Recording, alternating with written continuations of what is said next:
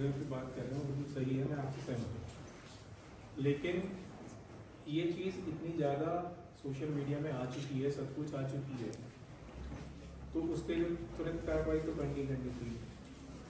ये हमें भी पता है कि वो लोग हल्द्वानी भेज रहे, यहाँ से वो आए हुए जो ऐसा दिया है, जो हमें बताया गया था, ठीक है। बेस तो हल्द्वानी है, गणेश मसोले उसका भाई भेज रहे हैं, हाँ फैमिली उनका यही रहता है, पापा है पिताजी तो उसको वहाँ पर भी वहाँ पर रहता है। नहीं, दिया भी तो वहीं रहती है शायद, यहीं पे रहती है। अच्छा, तो हमारा कहना ये है ना, देखो हमें तो शुरू ही पता चल गया था कि भरवरी की भी कोई मांग है। नहीं कल हमने फ़ोन करके डॉक्टर साहब को बताया था कि जो भी परिजन है वो हम विचार करेंगे। और एक चीज़ मैं आपको बिल्कुल स्पष्ट तौर से बता देता हूँ, आप ये मत सोचिएगा कि ये जो जांच है इसमें जो हल्द्वानी है उनके बयान के बिना हम किसी निष्कर्ष पे पहुंचेंगे। जब तक उनके बयान नहीं होंगे तब तक हम कोई निष्कर्ष नहीं निकालने वाले, ये मैं आपको एश्योरेंस कर दे रहा हूँ, ठीक है। आप ये बिल्कुल मत सोचिएगा। जांच की आख्या फाइनल तभी बनेगी जब उन उस पक्ष का जो हल्द्वानी में है उनके बयान हमारे पास आ जाएंगे। अब आप चाहते हैं कि हम सीएमओ नैनीताल के थ्रू उनसे बयान दर्ज करा लें हल्द्वानी में, हम वो भी कर देंगे। जो हम पत्र भेजेंगे उनको हम मेल करेंगे, उसकी एक कॉपी हम यहाँ डॉक्टर साहब को भेज देंगे, आप उसको देख सकते हैं, ठीक है। और जहाँ तक अब देखिए इतने सारे लोग आए हैं, किसी उम्मीद से ही आए होंगे, कोई शिकायतें होंगी उसी हिसाब से आए होंगे। तो मैं चाहता हूँ कि जब आप लोग आएँ तो पहले आप लोगों से एक एक करके हम बात कर लेते हैं, क्या क्या है हम नोट कर लें, फिर हम जाँच शुरू कर देंगे, है ना। तो जो पीड़ित पक्ष के 2 लोग 3 लोग जो हैं फिर उनसे हम अकेले में बैठ के आराम से बात। जांच का जो भी है बयान जो आप देंगे एक कॉपी बयान करता वो भी देंगे। हाँ, कलमबंद बयान होंगे सर। बयान जो होते हैं जांच में कभी भी जो होते हैं, हाँ, वो जांच करता पूरा टाइप करवाता है। बयान जब लिखे जाते हैं उसका प्रिंट आउट निकाल के हम पढ़ाते हैं कि आपने जो बयान दिया है वो यही। सुन लीजिए, मैं बताता हूँ आपको पूरी चीज़ वो पढ़ाएंगे। वो कहेंगे कि नहीं मुझे इसमें कुछ बदलाव करना है, मैं ये चीज़ भूल गया हूँ, हम दोबारा उसको ऐड करेंगे। जब तक वो पूरी तरह से संतुष्ट नहीं हो जाते तब तक फाइनल प्रिंट आउट नहीं होगा। फाइनल प्रिंट आउट होने के बाद उनके सिग्नेचर होंगे, एक कॉपी हम उनको रिसीव कराएंगे, वही कॉपी एक कॉपी हम अपनी जांच में रखेंगे। यही हम कहना चाहते हैं। नहीं यही होगा। आप इस चीज़ से बिल्कुल निश्चिंत रहिए, जांच निष्पक्ष होगी, ठीक है। जांच की तो चलिए हो गई। अब जब आप इतने लोग आए हैं तो आपकी कुछ शायद शिकायतें भी होंगी, कुछ सुझाव भी होंगे, तो हम वो भी कर लें। अपना बयान देने की बात कर रहे हैं। गणेश ने कहे अन्य माध्यम से हमें तो बहुत बात नहीं कर, पूरन पांडे जी हैं हिंदुस्तान के पत्रकार, उनको फोन किया गया था, वो यहाँ आए हैं, उन्होंने आपका डॉक्टर गौरव जी से बात भी की, वो भी इसके आपका एविडेंस के पास है। तो डॉक्टर को उसको सही समय में क्या लाए, मरीज तो नहीं जानता कुछ, लेकिन जिस डॉक्टर को बताया गया कि जंगली मशरूम खाने से, और इन्होंने जो डॉक्टर गौरव जी के पत्र में मैंने लिखा है विशेषा जंगली मशरूम लिखा, आपका लेटर पुष्टि कर रहा है कि इस अस्पताल के डॉक्टरों को पता था कि इसमें विशेषा जंगली मशरूम खाया है, जो राजेंद्र सिंह पांडे को जो पत्र आपका दिया गया है उस पत्र में साफ साफ लिखा है। उसके बाद जो है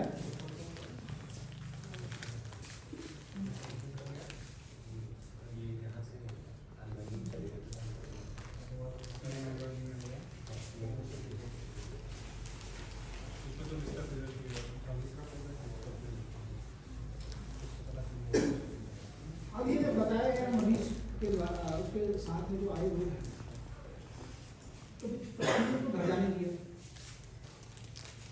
एक बड़ी मिस्टेक आपको है।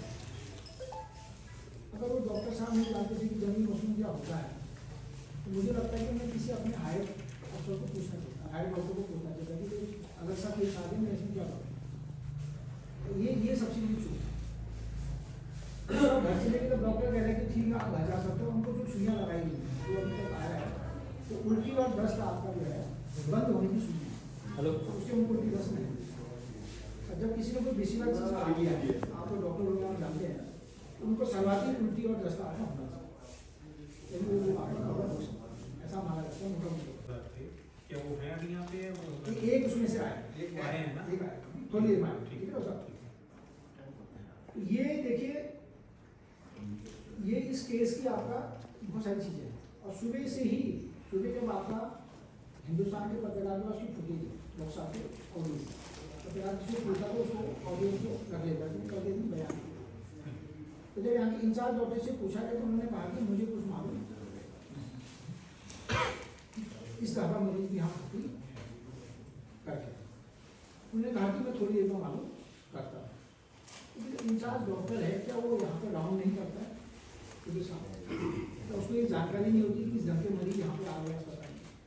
ये भी आपका एक बिंदु है, इस पर भी बात की जाती है कि क्या डिस्ट्रिक्ट हॉस्पिटल तो मुझे लगता है कि वो राउंड करते हैं, यहाँ पे राउंड होता कि नहीं होता, राउंड यहाँ है कि नहीं, राउंड सिस्टम। अगर इंचार्ज को ही मालूम नहीं, तो इसका मतलब जो इलाज कर रहा था डॉक्टर उसने भी इंचार्ज को नहीं बताया कि मेरे पास इस ढंग का एक केस आया है और जो थोड़ा अन्य केसों से अलग है। तो इसको भी हम चाहते हैं, इस बिंदु को भी आपका इसमें रखना। अब यहाँ से रेफर के लिए सुबह उसके भाई ने फोन करना था कि केस को रेफर कर दो। रेफर में भी इन्हें 2-3-4 घंटा यहाँ अभी कराया।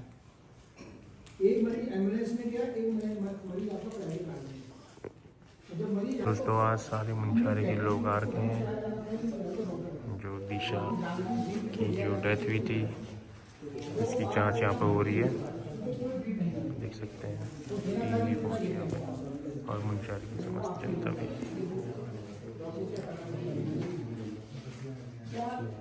हमें जो विभाग साहब से पहले था कि जब डॉक्टर आपका किसी मरीज को नहीं रखना चाहते तो हमसे कहते हैं कि लिख के दो भाई कि हमारा मरीज मरेगा या जीएगा, लिख के दो तो हम भर्ती करते हैं।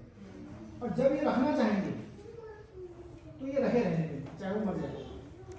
जब इनको नहीं करना होता इलाज किसी भी अस्पताल, चाहे डिस्ट्रिक्ट हो जाए यहाँ अस्पताल, तो हमसे जिम्मेदार से कहा जाता है कि पन्ने में लिख के दो कि हम भागे ले जाना चाहते हैं, यही रखना चाहते हैं, मरेगा जिएगा जो भी होगा यही होगा। ऐसी स्थितियों में जो है उनके तीनदार से क्या मैंने लिखा गया था कि मरीज जेल में नहीं इनको भर्ती करना, लेकिन तीनदार बार बार बोले थे कि हमको जाने का, लेकिन डॉक्टर आपका कोई इलाज नहीं। अच्छा, वो पहले से ही चाहते थे कि आने जाने के लिए तैयार थे। पहले तो भर्ती नहीं किया। इन्होंने कहा कि कोई एम्स का डॉक्टर आपसे बात करना था उस लड़की से, उसने कहा मैं नहीं करूँगी बात, मेरा इंसान बात करेगा, मैं उसे बात नहीं करूँगा। मैं क्यों बोलूँगा, ठीक है वो अथॉरिटी नहीं बात करेंगे, ठीक है, लेकिन उसने अपने इंसान को बताना चाहिए कि डॉक्टर साहब इस तरह का केस आ गया, हम क्या करेंगे। क्या गौरव जी का भी बयान लीजिए कि ये भी बताएंगे क्या इनको इस केस के बारे में इतने तारीख को कितने बजे आपको किसने बताया, उसके बाद इनका क्या एक्शन रहा। मोटी मोटी जो चीजें हैं इस केस से संबंधित, और इस हॉस्पिटल की बहुत दुर्गति है। एक जब रात में बाजार में बैठे थे, मैंने आपको फोन भी किया, दो आदमी संपूर्ण के बाजार में घूम रहे थे कि हमारे आदमी का कहीं हाथ है, उसका कहीं चोट लगी है, उसको सिलाई होनी है और हमारे पास ताला नहीं है। तो हमने कहा मुंशारी में 8 बजे रात कहाँ ताला मिलेगा, आज 4 बजे रात आपको। फिर दिमाग में आया कि कुछ आना शायद रखा होगा। फिर हमें दिमाग में आया कि अस्पताल में तो नहीं, मैं तो डॉक्टर साहब को फोन किया, मैंने कहा कि एक आदमी बाजार में घूम रहा है। आप सूचक कह रहे हैं वो हमारे पास समाप्त हो चुके थे, तो ये जानकारी नहीं थी कि वो सूचक आ चुके हैं या नहीं आ चुके हैं। तो जब हमने नर्सिंग स्टाफ से पूछा और उन्होंने कहा अभी तो खत्म हो रखे थे, मैंने तब फिर ये ब्रिजवाल जी हमारे जो फार्मासिस्ट है वो किसी कारणवश फोन नहीं उठा पा रहे थे, तो इस बारे में उनको जानकारी दी। तो हालांकि जो नर्सिंग स्टाफ था उन्होंने मॉर्निंग में उनको तागा दे दिया था, लेकिन ये थोड़ा मिस्टेक हो रखी थी कि उन्होंने बता नहीं पाए वो कि ये प्रोवाइड कर चुके हैं। जो मॉर्निंग ड्यूटी वाले जो नर्सिंग स्टाफ थे वो शाम वाली ड्यूटी वाले को पहले नहीं कर पाए मैसेज, वो तागा हमारे पास अवेलेबल था, उसी दिन पहुंचा था मुंशारी जैसी जगह उसी दिन। जहाँ इतना संवेदनशील लोगों को होना चाहिए, क्योंकि यहाँ चीज़ें अवेलेबल नहीं है। पिछावर में तो चीज़ें अवेलेबल है, होना क्या चाहते कि यहाँ 4 ही डॉक्टर के साथ है ना। तो कम से कम ऐसा जब केस आता है, डिस्ट्रिक्ट में जब ऐसा केस आता है तो पैनल बन जाता है। यहाँ पे इनको 3 डॉक्टर को अपना पैनल बनाना चाहिए, जो जितना जानता है उतना ज्ञान देता है। तो यहाँ कोई पैनल क्या इसमें पता है, इतना गंभीर हो गया आगे बात। मुझे लगता है कि कोई पैनल नहीं बना, ये भी जांच के विषय में आ रहा था कि पैनल नहीं। और मैं तो आपके सीएमओ साहब को साफ कह चुका हूँ कि ये यहाँ रहें न रहें ये इनकी इच्छा है, आपकी इच्छा है। इसके बारे में हाँ सीएमओ साहब बैठे हैं, दोबारा उनको एक ज्वाइंट पावर देने वाले फिर मौका नहीं उनको देते रहो, यहाँ जितने कर्मचारी निश्चित हैं उतने बेलगाम हैं कि इनके बस की बात नहीं उनको लगाम में रखना। जो हम 5 साल के यहाँ सेवा को मोदी से भेज रहे हैं। अब देखिए एक एम्बुलेंस में क्यों गया मरीज, भरतपुर का एम्बुलेंस इन्होंने गुंजी में लगा दिया 108 में। क्या मुंशियारी का एम्बुलेंस बनता है गुंजी में लगाने के लिए? मैंने शेरों से कहा, मैंने कहा भाई पिथौरागढ़ का एम्बुलेंस लगा देते, क्योंकि ये हमने 10 दिन पहले ली। अगर उस दिन भरतपुर का एम्बुलेंस भी यहाँ होता, हमारा मुंशियारी का भी एम्बुलेंस होता, तो दोनों जो है मरीज आपका एम्बुलेंस से ऐसा हमने 50 बार किया है। अब इस बात को नहीं ऐसा नहीं, जब गंभीर मरीज होता है डॉक्टर साहब तो अस्कोट में हम कभी पलटी नहीं करते। यहाँ पर सब देख रहे हैं, ये पहला केस नहीं है। यहाँ पर जो है सो मेनी केसेस हो चुके हैं, यहाँ पर जो है सब सफर जो है सब यहाँ उठने से। और जिस प्रकार का जो रवैया है गवर्नमेंट का, जो डॉक्टर है उसका जो प्रिंसिपल क्या होना चाहिए, उसका एटीट्यूड कैसे होना चाहिए पेशेंट के साथ। आधी बीमारी जो है उसका बिहेवियर वे ऑफ टॉकिंग से ही वो पेशेंट जो है वो रिलीफ महसूस करता है। लेकिन हम यहाँ पर देखते हैं ये आज की केस नहीं है, ये आज गणेश मंडल जी के साथ में हुआ, उससे पहले कई लोगों के साथ ये चीजें हो चुकी है। तो हम ये चाहते हैं कि जो व्यवस्था है जो यहाँ पर जो है, जैसे एम्बुलेंस गाड़ी का जैसे साहब ने बताया, यहाँ से भेज रहे हैं, कुंजी भेज रहे हैं, बाकी जगह भेज रहे हैं। अब यहाँ पर एक गाड़ी है तो वो चेकअप करके रखा हुआ और उसका कोई।